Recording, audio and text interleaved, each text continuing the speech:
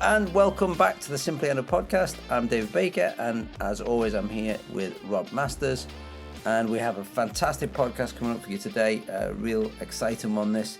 Tell us what's coming up, Rob.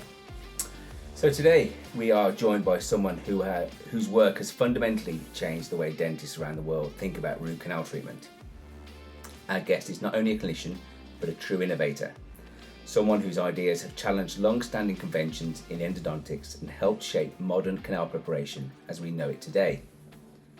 From his early clinical career to the development and global adoption of reciprocation systems, his work has influenced how millions of patients are treated, improving safety, efficiency, and predictability in everyday dentistry. He's widely recognised for his role in advancing reciprocating instruments, including the development and refinement of systems that many clinicians now consider indispensable in their daily practice. But beyond the instruments and techniques, today's conversation is about the journey, the questions he asked early on, the problems he set out to solve, the resistance he faced, and the mindset that allowed such innovation to flourish. It is an absolute privilege to welcome to the podcast, Ghassan Yared. Well, it's a complete privilege and honour to welcome to the podcast Ghassan Yared. I am super excited about today, and I still can't believe that you've agreed to chat to us. So thank you very, very much. There's obviously so much that we want to ask you about, and this might end up being a two-part podcast, but we'll see how we get on. But just to start with, can you take us back to the beginning, really? I mean, how did you get into dentistry and then endodontics? That's a long story. Actually, I did not even want to become a dentist. I wanted initially to become a pilot, a jet fighter pilot. But my dad, he was in the army, he was an officer. He said, "Nope, Ghassan, you will not join the army." And in Lebanon, when your dad says no, it means no. So that was out of question then. Then I thought about joining the team of Cousteau, if you know, the French diver and his team. And then that also did not happen. And then being in Lebanon, like at that time, the only options that were acceptable by the society were either a medical doctor or a dentist or a lawyer or an engineer. So I looked at those and thought, probably the easiest would be dentistry. So that's how I started dentistry. I did dentistry, and then when I finished, I did dentistry in Lebanon at St. Joseph University. And when I finished, I wanted to specialize. I did not want to do endo, actually. I applied for oral surgery, and I got accepted in a program in Canada, in Quebec. But I was not able to go there because it was very expensive. I couldn't afford it. So this one, I went to France. I was very interested in the science of occlusion. And actually, I went there and I started studying occlusion. And at one of the lectures, I had Pierre Machtou giving us a lecture on endo. And I liked that lecture. And I don't know what he did, something, a magical trick, but he was able to take me out of that program and convinced me to do endo. That's how I ended up in endo. Wow. It's so funny you said about the pilot, because Mike Horrocks said exactly the same thing. And actually, the same was true for me as well. And I wanted to be a pilot. And the same for you as well, wasn't it, Dave?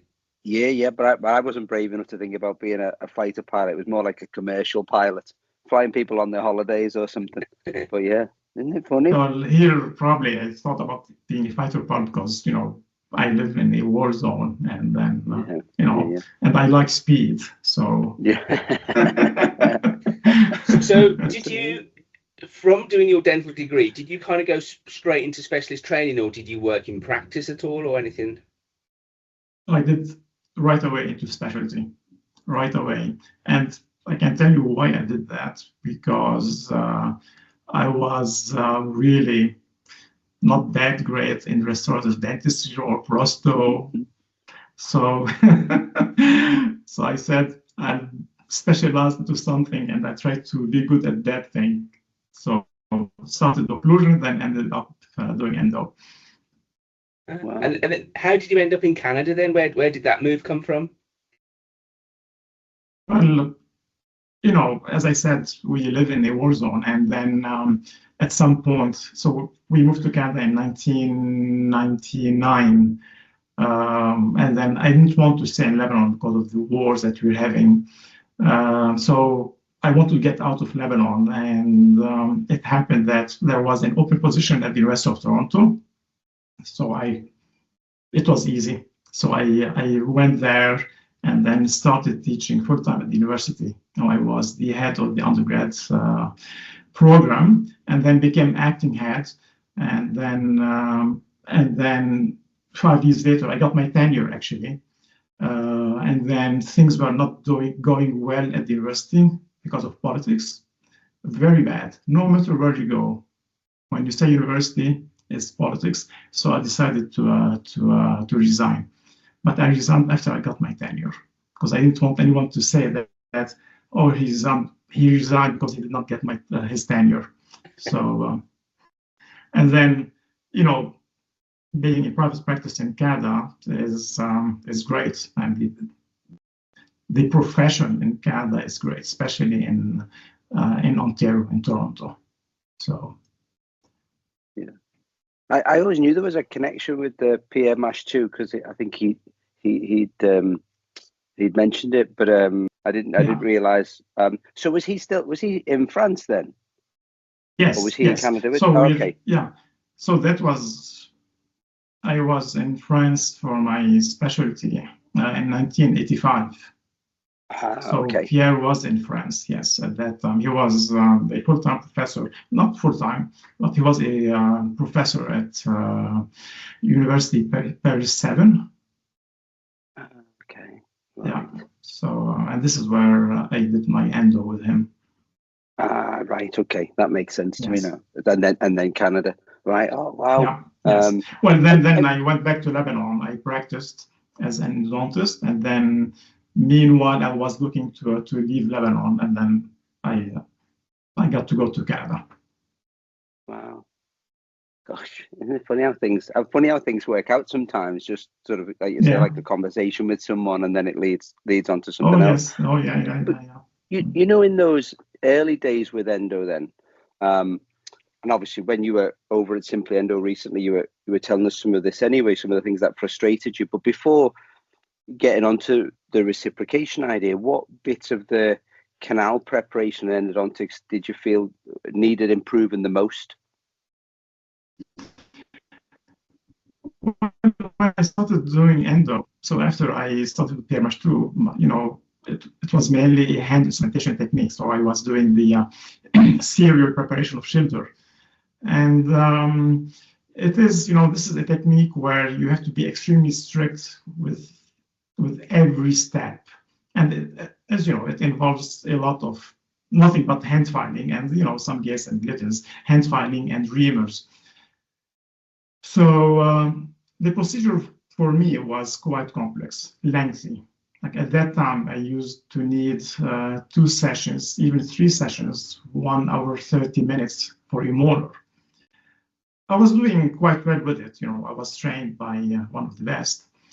But still, it felt, you know, not an easy procedure. And then when I started teaching at the University in Lebanon, I saw, you know, how much my students were struggling with anything that, you know, has a relation with hand fights, especially scouting.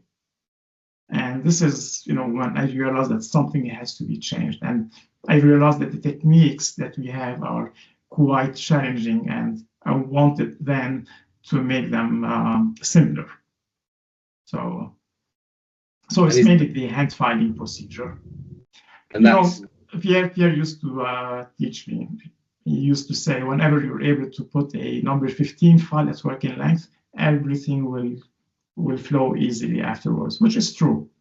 And that, in a way, you know, put emphasis on the challenges associated with scouting, the use of small hand files at that time, 6, 8, 10, and 15. So I focused really on that step of the treatment. How did you get from that to start to develop the reciprocating approach? So a combination of different factors. The first one, as I mentioned here, is the challenges associated with hand files, or hand instrumentation, I should say. And then later there was, I saw the article of James Rohn on the balanced force technique, and he showed in that article that he could instrument severely curved canals with large stainless steel instruments, size 50 and 60, which are very rigid. And he had very good results. And he used, with the balanced force technique, he used manual reciprocation. So when I read that article, I realized that reciprocation might be important for the management of curved canals. And I always kept this in the back of my mind. In the 1990s, I started using the Pro Taper system, in rotation. And then when I went to the rest of Toronto, and then there my research was focused on the evaluation of endodontic motors used in rotation. So I used to evaluate the parameters, especially torque and speed. One company in Italy, ATR, they manufacture motors, endo motors. They sent me a motor to evaluate the torque settings on that motor. And I was very happy to see that motor had a reciprocating feature. As soon as I saw that motor, I remembered Ron's article, manual reciprocation. And then I thought, maybe I should try to use the Pro Taper instruments in reciprocation with this motor, now that it is available to me. And I tried to use the whole series of Pro Tapers, so from SX to F2. I changed the angles, and then one day I noticed that I could shape a curved canal in a resin block with the Pro Taper instruments, the whole sequence used in reciprocation. So I wanted to try making the procedure simpler, faster.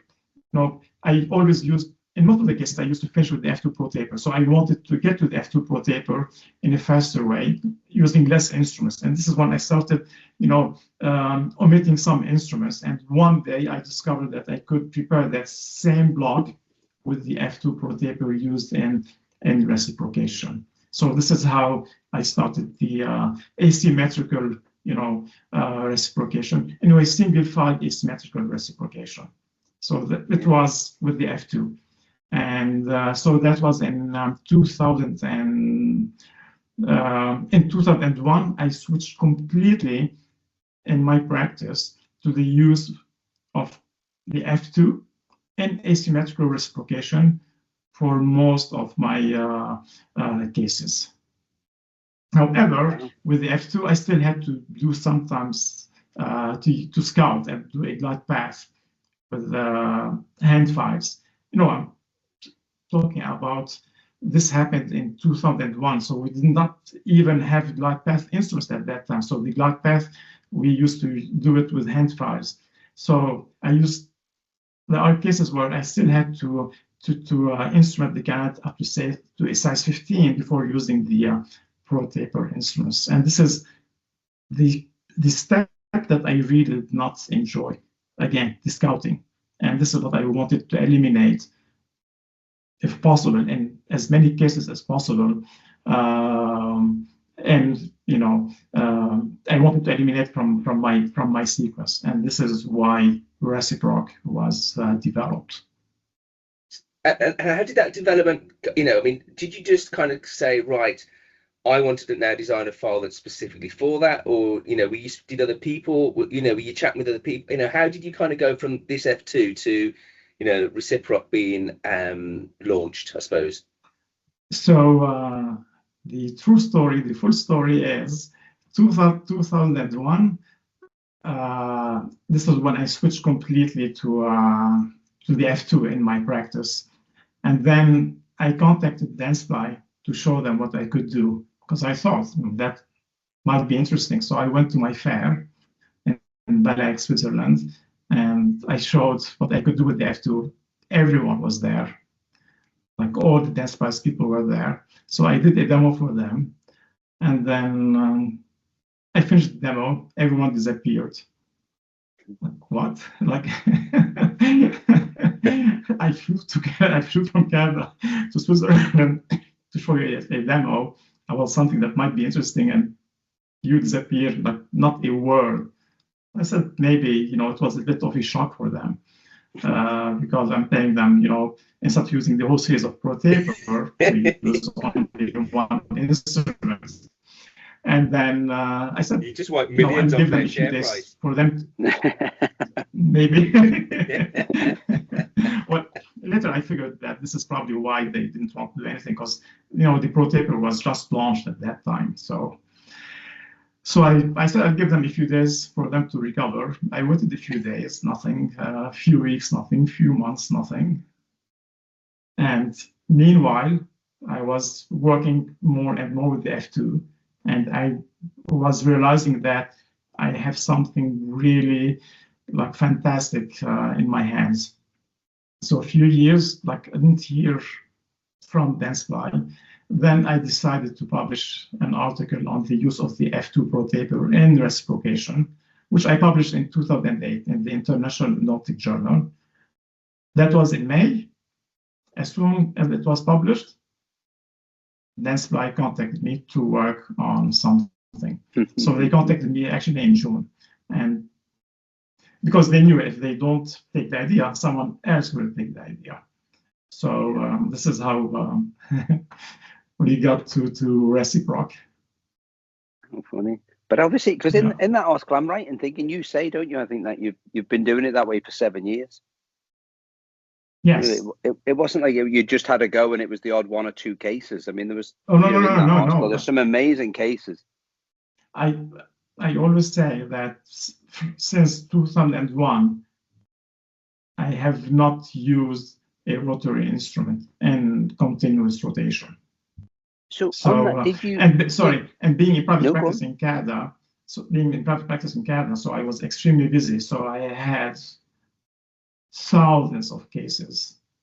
I treated thousands of cases from 2007 until 2008, which in a way was good. Maybe it was good that Dentsply did not, want to do anything at that in 2001, because that allowed me to have, a much better feedback to share 7 years later. And I was convinced 7 years later that this is the way to go. With that, Ghassan, obviously you've used the ProTaper F2. Were there other files that you dabbled with during that time in reciprocation? Because obviously the triangular cross-section of the F2 matches the James Rowan paper, doesn't it? But obviously then the evolution of reciproc is different. Were there other things that led you in a different direction? Well, I tried different instruments, and other instruments would work as well. However, I always go back to the same issue. I still have to scout before I'm able to use that instrument, for the canal, for the shaping. I still had to scout in many cases, and this is what I wanted to move away. And this is when I started working with Dentsply. I told them F2 works very well. I want to develop something that is even better than the F2. And I explained to them what I mean by better. I meant that I wanted an instrument that allowed me to do most of the cases without any prior instrumentation. So without glide paths, without scouting. So, and I told them, actually, I remember very well, I told them I want something that will make me go wow when I use it compared to the F2 ProTaper. And then reciproc wowed me, and it still wows me, actually. Every time I do an MB2 canal, I'm still very wowed. And then the very relationship serious. then, you Yeah. from that then, the relationship then with VDW, because obviously people didn't realise, obviously that's still part of Dentsply, and more so now, isn't it? It seems Yeah. more obvious. How did that So come about? This is okay. So what happens? I started working with Dentsply on the concept of single file reciprocation.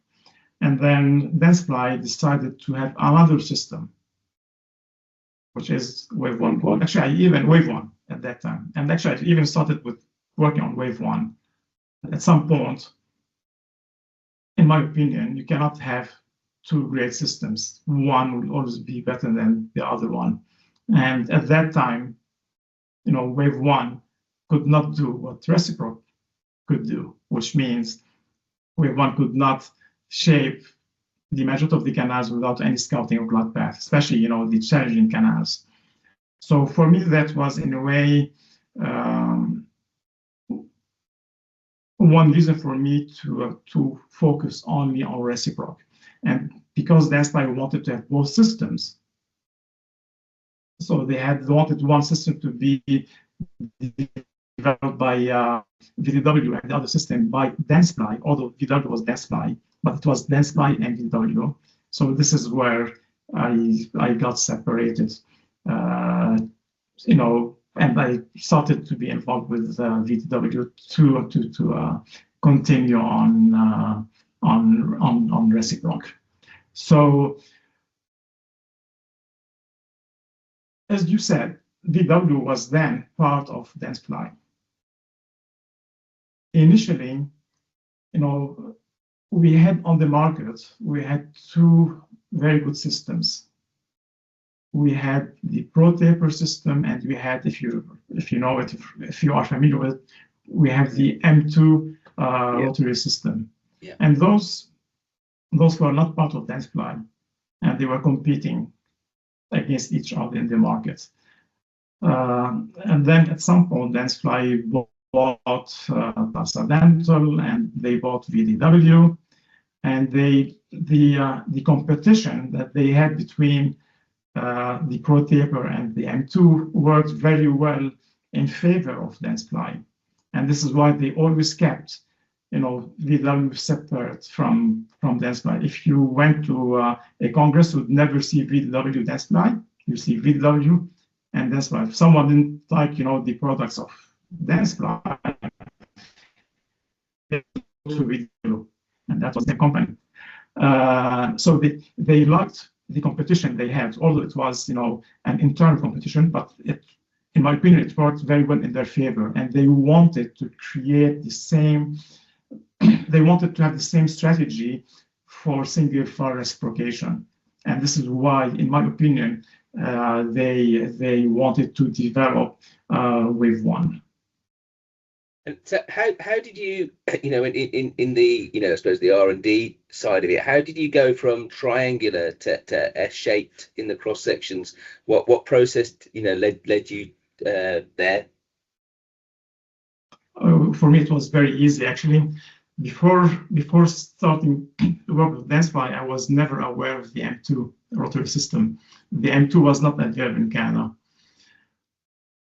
However, from the literature, I knew that an S cross section would have a great cutting ability. But I wasn't aware though of the M2. When I went to VW and then I was introduced to the M2, I said, this is what I want, an S cross section. So the first tests were done with the M2, the first tests. So, and that helped a lot, actually. And you just felt that, that was just giving the quicker, better results. Yes. Because I also then tried other instruments. They were, as I said, many instruments would work in reciprocation, but for them to work in single file asymmetrical reciprocation without any prior instrumentation, we needed and S cross-section to have an increased cutting ability. That was one criterion that was extremely important. The other criterion, a tip was relatively rigid. And this is why at that time, the M2 was not working very well. And this is why the reciproc has a size of 25 at the tip and then 8% over 3 millimeters. These 8% are critical for the success of single file reciprocation without scouting and glide path. On that 8% though, Ghassan, you were quite clear to point out, and I think it was really important and it was useful for me. I've always said that the whole minimally invasive endo, and I know hopefully we'll get a chance to talk how this has developed a little bit as well, but the whole minimally invasive idea of endo, people sometimes think reciproc is a crazy big instrument because it's a 25. They write this 08, and I know that drives you a bit mad because the taper across the length of it is a 5%, isn't it? Yes. So, well, yeah, I understand people's opinion about this being a great instrument, but people forget that this was developed even before anyone thought about minimally invasive. The idea of single file reciprocation for me started actually in 1999. First time I applied it on a regular basis was in 2001. 2001, who was thinking about minimally invasive? But no one. So people forget that reciproc was developed, like the idea was developed since 2001. And even in 2008, when we started working on reciproc itself, that was 2 years before the article of Academy and Clark, which was published in 2010. So that is, anyway, a landmark article on minimally invasive. So of course, at that time, we were not thinking about being that minimally invasive. And as you said, it's not like the taper, overall taper is 5%. So it is not really that invasive.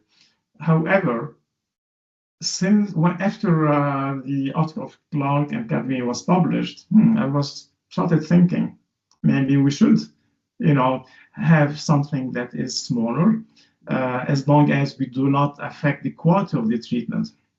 And actually, I approached Dentsply in 2012, telling them that I wanted a smaller instrument. And 14 years later, it's coming. yeah. But even in 2012, even then, the idea of minimally invasive was not so widespread, because the article was published in 2010 by the article of Clark and Academy. And at that time, actually, there was no social media. So it was not, the idea of minimally invasive was not widespread at all.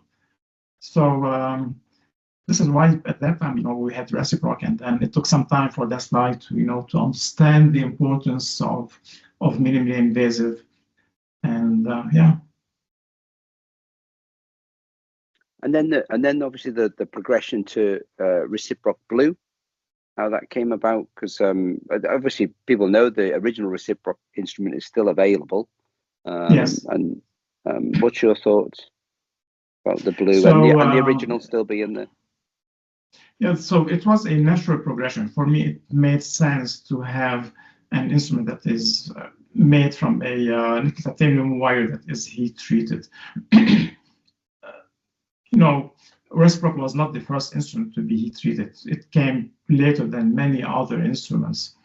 But the heat treatment, the reciproc blue, allowed to overcome a few challenges that we had with reciproc, mainly the difficulty of progression and severely constricted canals or severely curved canals. The M wire was not able to progress very easily, and that was, for me, in a way, a downside. With the blue, the instrument is more flexible, so it can progress much easier, and we do not need to brush as we did with the M-Wire. With the M-Wire, we used to brush in order to have more space to allow that relatively rigid instrument to progress apically. We had very good results with it, extremely good results. But again, it is about the easiness of the procedure. So I think the blue, right now, I only use the blue. I do not even use the M-Wire, even for retreatments. And was the obviously it's amazing at retreatments.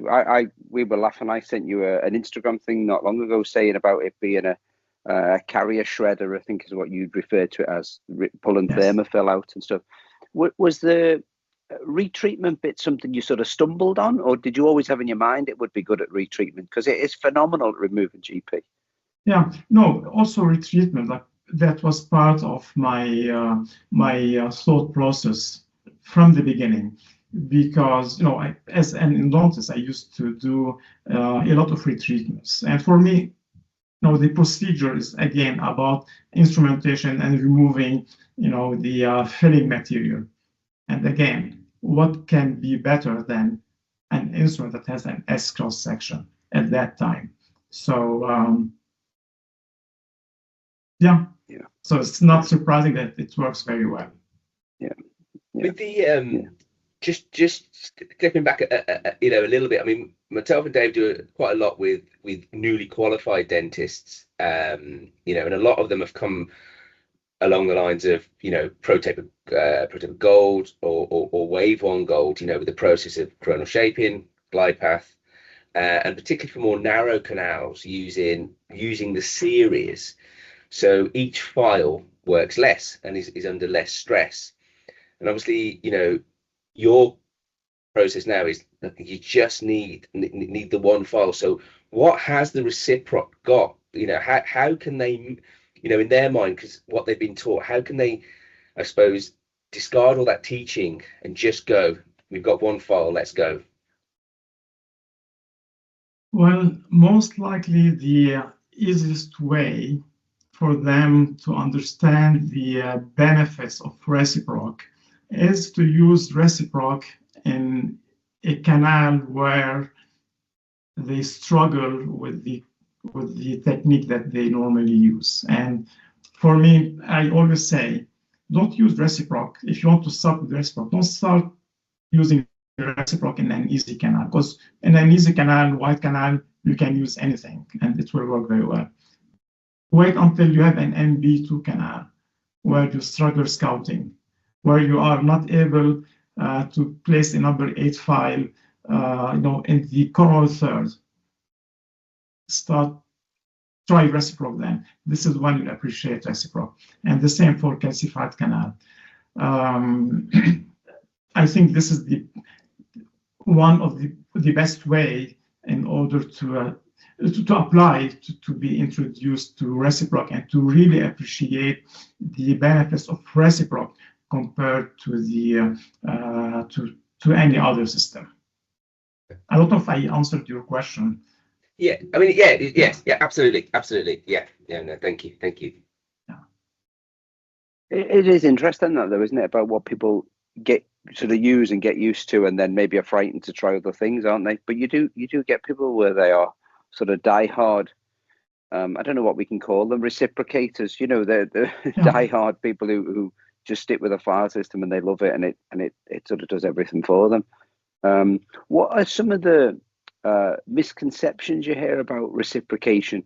There's often things when you talk about reciprocation where people will say, well, it leads to cracks, or there's debris being pushed through the apex and these sort of things. What's your thoughts on these things that people tell you not to use reciprocation for?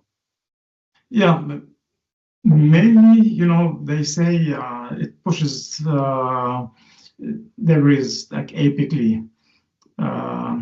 It does push debris apically. Any instrument pushes debris apically. It's not that there is one instrument that does not push debris apically. So that is a concern that I frequently hear, and I definitely have a response to that concern. And there were, at the beginning, there were concerns about microcracks, which were valid concerns because, I came and told everyone, instead of scouting and then blood path, take this relatively large instrument in a narrow canal and push it in. So it made sense. That was a valid concern. And later it has been shown that this is not a concern at all. And I think now, our profession has accepted the fact that that microcracks are not a concern anymore, not only with reciproc but with any other system. So I think these were the two major concerns that colleagues had, and the third one is not believing that you could go with reciproc in a constricted canal without any prior instrumentation, despite the overwhelming evidence that we have about the safety and the efficiency of this approach. Did you, speaking on that theme, really, obviously, you're an innovator, you have changed the course of the, of the profession, really. Have you come across much resistance over time? Have you had to overcome much adversity with people trying to stand in your way, or people who are just stuck in their old traditional ways? Yeah, that means I remember the first time I presented the idea of single file reciprocation. It was in Toronto at the Ontario Society of Endodontics. The endodontists there, they were colleagues. I knew them very well. They all laughed at me like, are you serious? You're crazy. They literally laughed at me. There was never disrespect, never ever. Of course, resistance to accepting the idea, which I understand, which I understood, and I still understand. With reciproc, normally we say seeing is believing, but with reciproc, seeing is believing isn't enough, because if you see me doing it, that is not enough. You have to try it. Trying is believing. And even Pierre Machtou, for example, at the beginning, he couldn't believe that I could do an MB2 without any prior instrumentation. He came to Toronto. He spent 1 week in my office. 1 week. Imagine having Pierre Machtou standing behind you, looking over your shoulder, your cases. 1 week. And he was blown away. And not a long time ago, he had, actually, a few years back, several years back, he was at a lecture and he was asked, how would you do an MB2? He said, very simply, with reciproc. And they told him, without prior instrumentation. He said, yes, without anything. So there was some resistance. There is still some resistance, but I think things are improving. And now with reciproc minima, it will be, I think the concept of single file asymmetrical reciprocation will be even more accepted. It will be accepted in an easier manner. And by the way, to answer your question, one other concern was the taper. Everyone thought it was a very large instrument. So now with reciproc minima, we really the concern that many have that reciproc is, relatively large for a canal preparation to be safe, although it has been shown to be very safe. You sort of led on to that, Ghassan, which is fantastic. The development now of minima, which no doubt from what you've said before, this is obviously an idea that you've had for some time. This isn't something you've thought about in the last 6 months.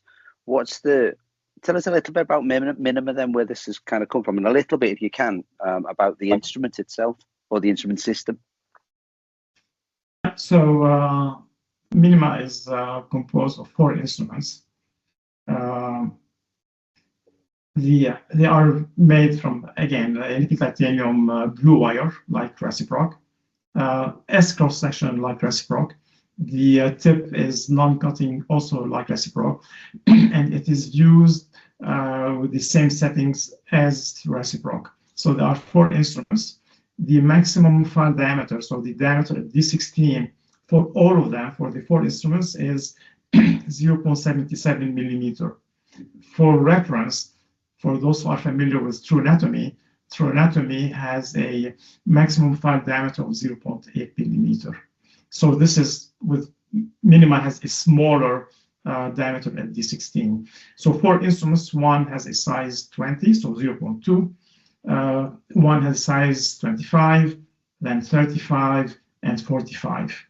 Now the overall taper of the reciproc minima 20 is 3.5%, very small.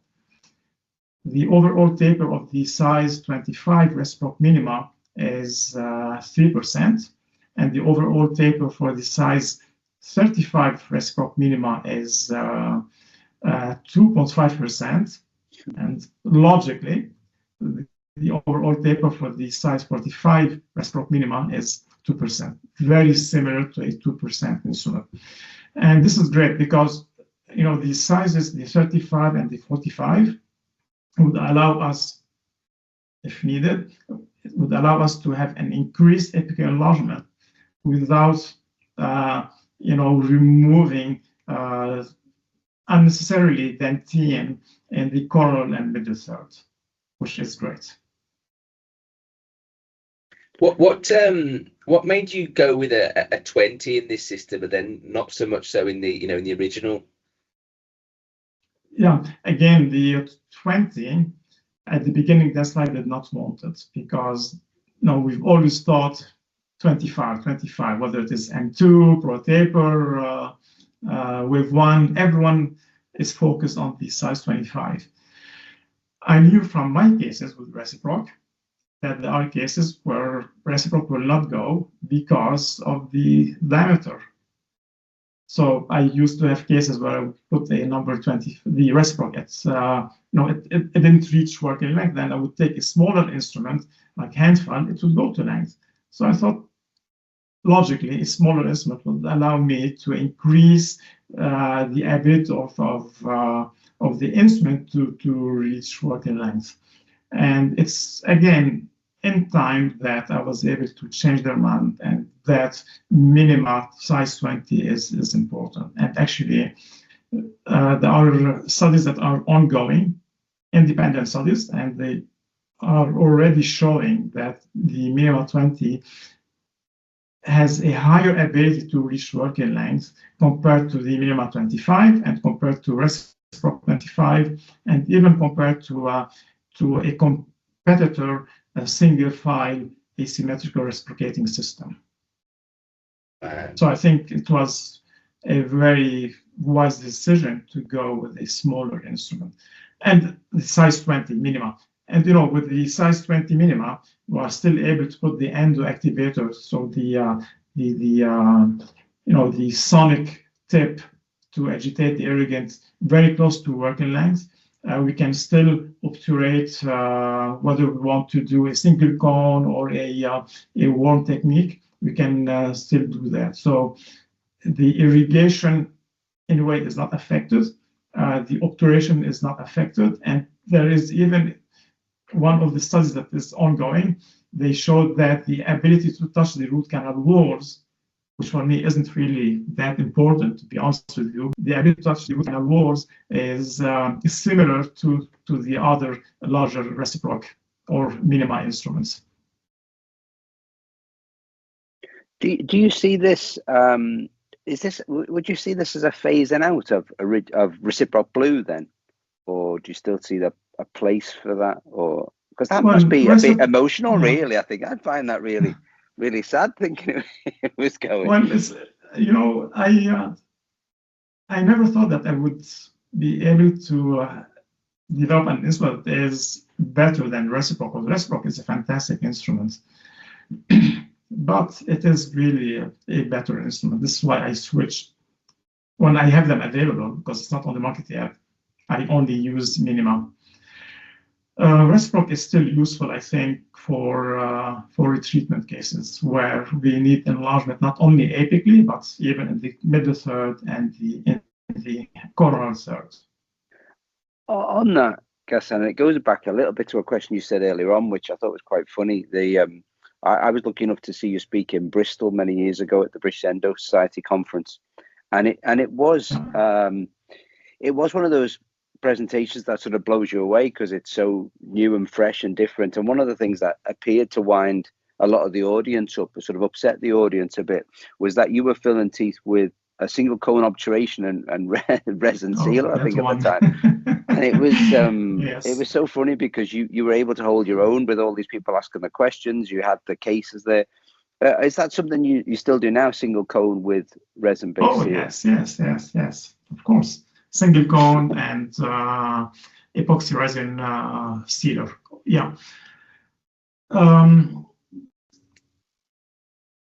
So with respect to why not techniques, I was trained, as I said, I was trained by Kermash too. So I was in a way more Schilderian than the Schilderians. I used to do the sealer kind of preparation and the warm operation according to Schilder's. And for me at that time, in a way, I was brainwashed that lateral canals are that important, very important, to fill them. They look great, actually. And so I always aimed to fill lateral canals in as many cases as I could. Ask Julian Weber about my cases. I don't know if you've seen my cases with lateral canals. Ask Julian Weber. I have cases with lateral canals that people say they've never seen anything like that before. And then, I've always been interested in the literature, and I think this is one of my strengths. And at some point, I got familiar with the articles from Domenico Riccocci, which may not be, the best articles because of the methodology and the sample size and, but the rationale for me made sense. And I was convinced that it is not at this stage, at that time, even now, it is not important to fill those lateral canals because, there's evidence that no matter what we do, we cannot really clean those lateral canals. If there were bacteria, we will not be able to remove the bacteria. There will be, a fluid in there. There will be pulp tissue in there, so we're not able to clean them. So I'm still convinced that at the present time, there's no need to fill them, although they look great on a radiograph. And this is why, I thought, maybe I should switch to a simpler technique of obturation, which is the single cone technique, cold single cone technique with an epoxy resin sealer. And there are a few studies already, outcome studies, that showed, again, not the best outcome studies, where they compared warm and single cone, and they showed that the outcome is somewhat similar. So it's not one study, it's 3 or 4 studies, but these are in a way studies, that show every time that, there's not a difference, there's not a difference, there's not a difference. So for me, when I combine the results of these outcome studies and the results from the research that was done on extracted teeth and lateral canals, so it makes sense to me that a single cone technique works very well, and it is very simple. Yeah, fantastic. Yeah. And obviously cones to match with minima. Yes, there will be cones to match with minima. Actually, cones don't really have to match. Now, that will not affect the quality of the technique of the obturation. It will make it easier. In a way, it can affect the quality because when we have a matching cone, we are less likely to have a void that we can see on the radiograph because we need to place, a smaller amount of sealer compared to if we are using a smaller cone. But we can do it even with a smaller cone. It doesn't have to be matching. And this is where it can become a little bit more challenging. Just going back to the single cone, I mean, obviously you said single cone and a resin sealer, haven't you? And Dr. Ali Nasir over in Harvard, 2008 was it, or six? He was, he's been pushing the bioceramic sealer, and obviously he talks about having used it exclusively since then. How come you stuck with the resin and didn't kind of, I suppose, follow the trend with the bioceramic, with the single cone approach, or hydraulic condensation, as they like to call it? Yeah, well, I love this question. If someone can really tell me what are the advantages of the bioceramic sealers or hydraulic or whatever sealers compared to epoxy resin, then maybe I would switch to that much more expensive sealer. Honestly, I do not see any benefit from using a bioceramic sealer. What are the benefits?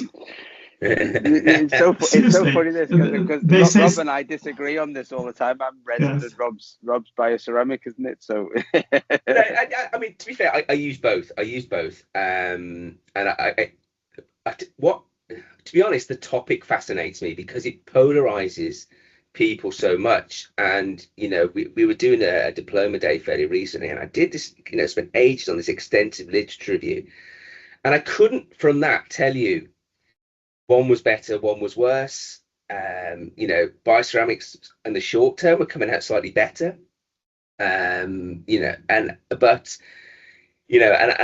wherever I go, a meeting, particularly in Europe and stuff, I always ask the question, because the answers fascinate me. How it can just it polarizes people so much. And I personally, I'd love there to be some conclusive saying this is the one we use, or we shouldn't use this one. And it's so hard when it's just so up in the air, particularly from a teaching perspective, because people use them, big name people use them, and people are coming to us asking for it, and it's really, I want to give them a very scientific answer. You should do this, you should do that. And I've got to be honest, even though I use bioceramics a lot, I always say to the students, but the only one I can recommend is the resin sealer. Yeah, which makes sense. But I was actually, honestly, I was very serious when I said, what are the benefits of bioceramics? I don't see any benefits at all. And then there are already a few studies that compared, even outcome studies compared bioceramics to an epoxy resin sealers, and the outcome is similar. I was the last one to start using a rotary system. I wanted to see what is happening with the rotary system back then before I jumped into them. And I'm doing the same for bioceramics. I'm not, we are healthcare providers, but we also run a business. So price for me is also an issue. I would spend more money on a product if that product really is better than the other products. And there are still a few issues not clear about bioceramics.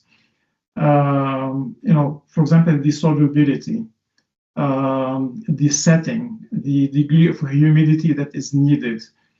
So in general, these are questions that haven't been answered clearly.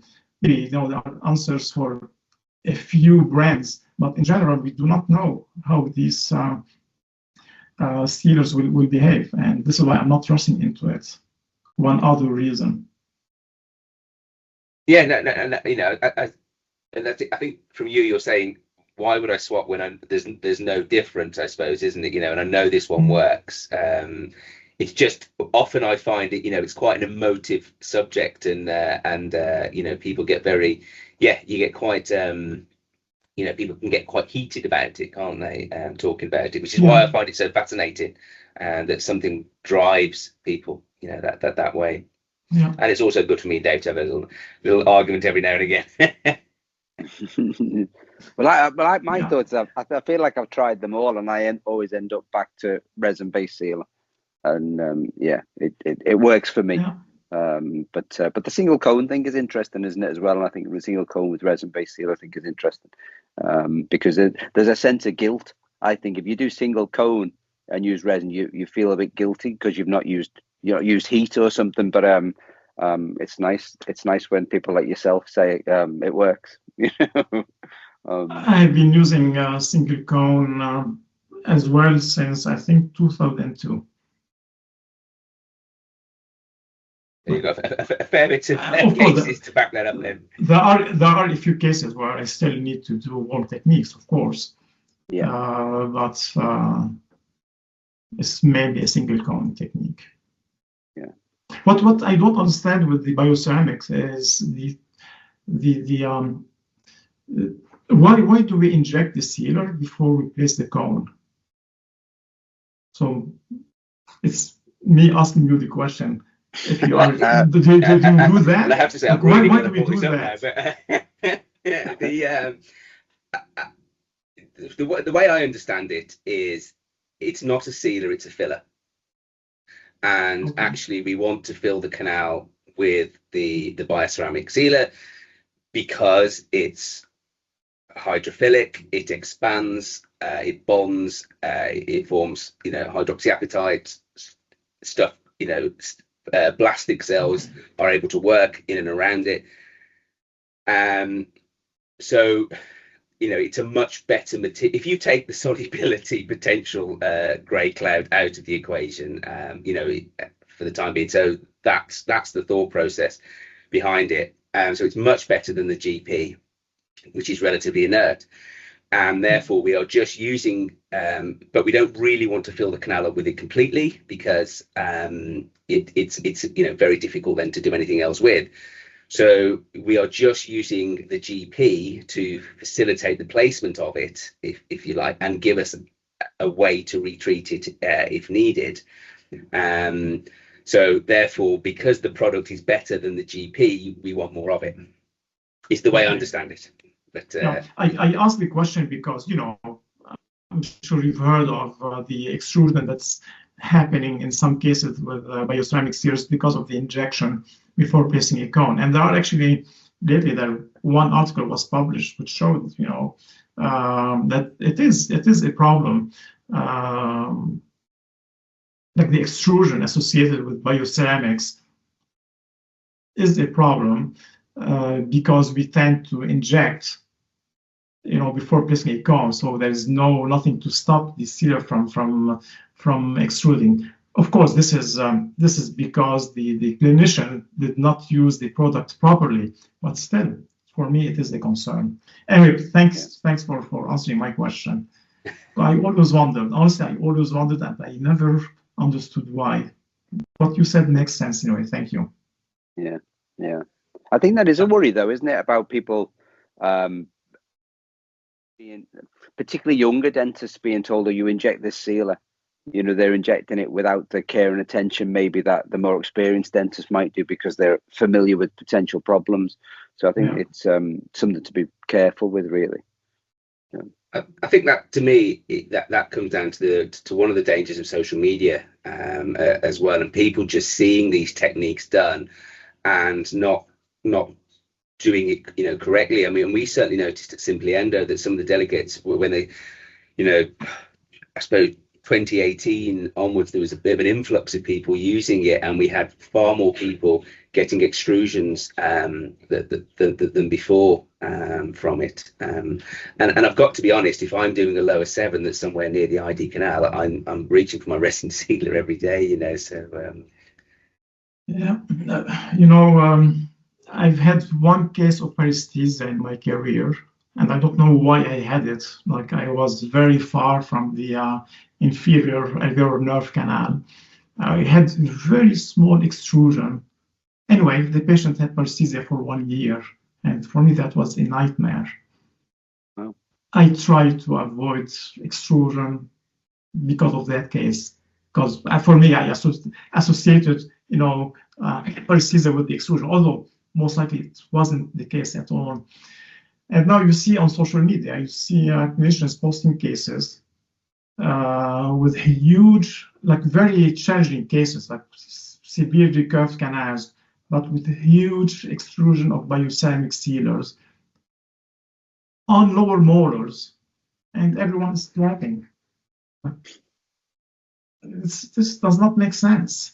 This does not make sense. No, and yeah, I agree. And yeah, it's we should be working within the canal, shouldn't we? And but again, I think it's a social media driven thing. People like to see them, and I've come across people's notes, almost praising themselves within the notes that they've done it, because it means they've filled the canal. Yeah. And the periodontal ligament. Yeah. Why not? Ghassan, I appreciate your time so much today. We don't want to take all your time. I just wondered if I could ask a bit of a maybe slightly personal question with this, really, about your name now is central amongst the way endodontic treatment has evolved for us, with reciprocation. It must be fantastic to look back on that sense of achievement with that, and how do you look back on that kind of legacy of your name being up there with, well, there's a few, isn't there? But there's not many. But Schilder, maybe Rowan, maybe Buchanan and Ruddle, those sort of names. I mean, you're way up there, and anytime people think of reciprocation, it's your name. That's a fantastic achievement. Well, I'm glad you think so, but I also think so, to be honest with you. Yeah. I'm very proud of what I did. And to my surprise, once I attended the lecture, and the lecturer had a slide with the most important names in endodontics. I forgot who, but there was Max Madden, there was someone, and then at the end there was me. So I said, at least someone is appreciating what I did. So I look at this and I'm very proud of what I did. I'm very, very happy. Oh, yeah. I mainly did it to help myself at the beginning. And then, this is where we are now. Yeah. No, it's amazing. It's fantastic. Incredible. Yeah. Thank you. Just one kind of question that we tend to ask, most people when we're chatting like this, is there any advice you would give your newly qualified self, if you got a chance to speak to yourself?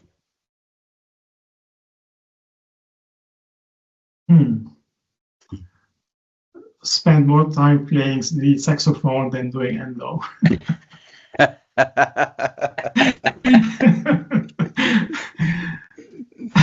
No, what would I advise myself, like as a clinician?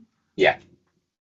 Well, no, that doesn't matter actually. In life, in life in general, looking back. Yes. Well, what I said, like, is really what I believe in. Like, have a balance between personal life and activities and hobbies and workplace. That's critical. Fantastic.